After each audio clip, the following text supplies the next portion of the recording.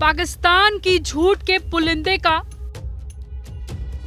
Colonel Sophia Qureshi ने किया पर्दाफाश। सोफिया कुरैशी ने क्या दिए सबूत? भारत पाकिस्तान के बीच सीज फायर की घोषणा होने के बाद भारतीय सेना ने प्रेस कॉन्फ्रेंस कर पूरी कार्रवाई की जानकारी दी। भारतीय सेना ने बताया कि हमने पाकिस्तान को ऐसा नुकसान पहुंचाया कि उनकी हमलों की क्षमता को भारी नुकसान पहुंचा है। भारतीय सेना ने बताया कि हमारी जवाबी कार्रवाई में पाकिस्तानी सेना को बहुत भारी नुकसान पहुंचा है। पाकिस्तान के एयर डिफेंस और रडार सिस्टम को भी ध्वस्त किया गया। पाकिस्तान में इतनी तबाही के बाद दोनों देशों के बीच सैन्य कार्रवाई रोकने पर सहमति बन गई। भारत और पाकिस्तान के बीच सैन्य कार्रवाई रोकने पर सहमति बन गई। यह फैसला दोनों देशों के DGMO director general military operation के बीच फोन वार्ता के बाद लिया गया। पाकिस्तान के DGMO ने भारतीय समक्ष को फोन कर यह प्रस्ताव दिया, जिस पर सहमति बन गई। इस सहमति के तहत दोनों देशों के सैन्य बलों को एक दूसरे पर कोई भी सैन्य हमला नहीं करने का निर्देश दिया गया। यह सीज फायर शाम 5 बजे से लागू हुआ। विदेश मंत्रालय ने इस बारे में जानकारी देते हुए कहा कि दोनों देशों के DGMO के बीच अगली बातचीत 12 मई को होगी। वहीं कर्नल सोफिया कुरैशी ने कहा कि पाकिस्तान ने दावा किया कि उसने अपने GF-17 से हमारे S-400 और ब्रह्मोस मिसाइल बेस को नुकसान पहुंचाया, जो पूरी तरह से गलत है।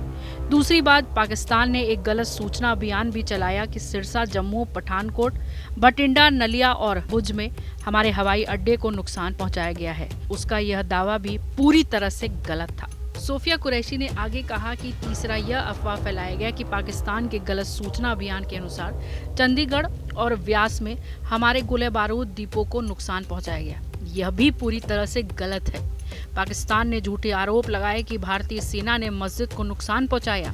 मैं ये स्पष्ट करना चाहती हूँ कि भारत एक धर्मनिरपेक्ष राष्ट्र है और हमारी सेना भारत के संवैधानिक मूल्य का एक बहुत ही सुंदर प्रतिबिंब है। सोफिया कुरैशी ने कहा है कि भारतीय सशस्त्र बल पूरी तरह से तैयार, सतर्क और भारत की संप्रभुता और अखंडता की रक्षा के लिए पूरी तरह प्रतिबद्ध है।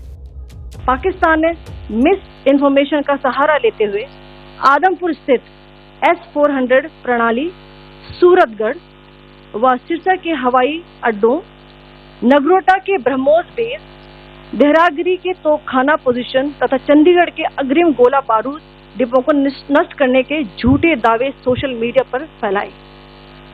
भारत इन फॉल्स नैरेटिव्स को पूर्णतः खारिज करता है। ऑपरेशन सिंदूर पर विंग कमांडर वोमिका सिंह ने कहा कि हमारे अभियान विशेष रूप से भारत विरोधी गतिविधियों के लिए इस्तेमाल किए जा रहे आतंकवादी ठिकानों पर लक्षित रहे। भारतीय सशस्त्र बलों द्वारा किसी भी धार्मिक स्थल को निशाना नहीं बनाया गया।